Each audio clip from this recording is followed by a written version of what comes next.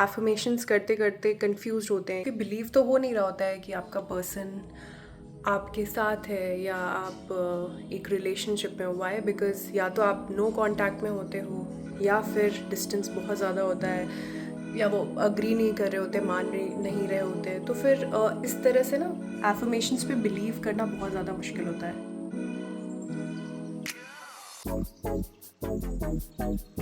Hi everyone, welcome to my channel. Today also we are going to talk about SP manifestation. हम doubt करने लगते हैं कि whether this is working or not, काम भी कर रहा है कि नहीं।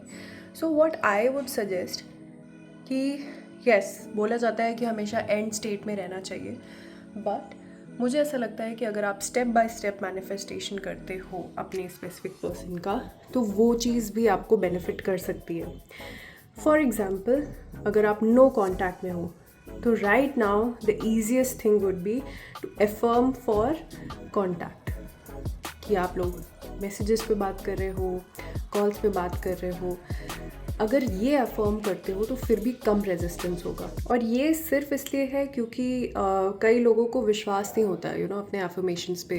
ज़रूरी नहीं है विश्वास करना, आप ऐसे भी कर सकते हो, बट इट हेल्प्स। अगर आपका रेजिस्टेंस बहुत ज़्यादा है, आपके इतने ज़्यादा नेगेटिव बिलीव्स हैं या नेगेटिव अजम्पशंस हैं कि वो बार बार ब्लॉक के जा रहा है कि मैं अफर्म तो कर रही हूँ मैरिज के लिए या रिलेशनशिप के लिए अपने स्पेसिफिक पर्सन के साथ, बट वो बात ही नहीं कर रहा है मुझसे। ओके, तो ये कहीं ना कहीं कॉन्फ्लिक्ट आ जाता है।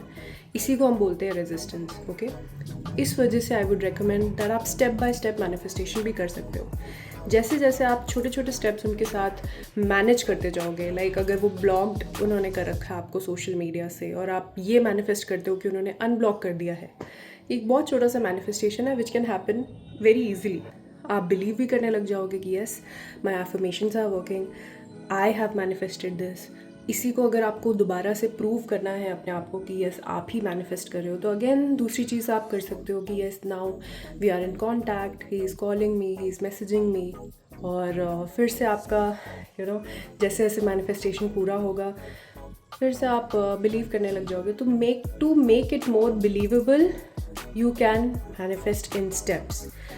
If the end state is believable for you, if you think कि आपको किसी भी तरीके की इशू नहीं होती है बिलीव करने में कि yes, you and your specific person are together, married, happily in a relationship, then go ahead, affirm for that. But अगर आपको कहीं ना कहीं रेजिस्टेंस फील होता है और ये रेजिस्टेंस इतना ज़्यादा है कि आपको बॉदर करता है, तब आप स्टेप बाय स्टेप मैनिफेस्टेशन कर सकते हो।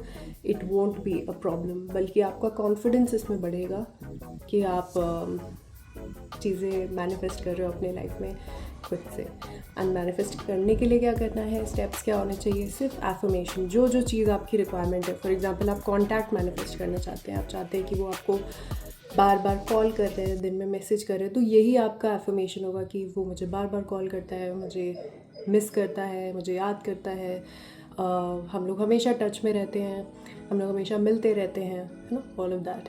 सो it is going to be much simpler, I guess. If resistance is very strong, then you have to beat it by step manifestation. Okay, all the best.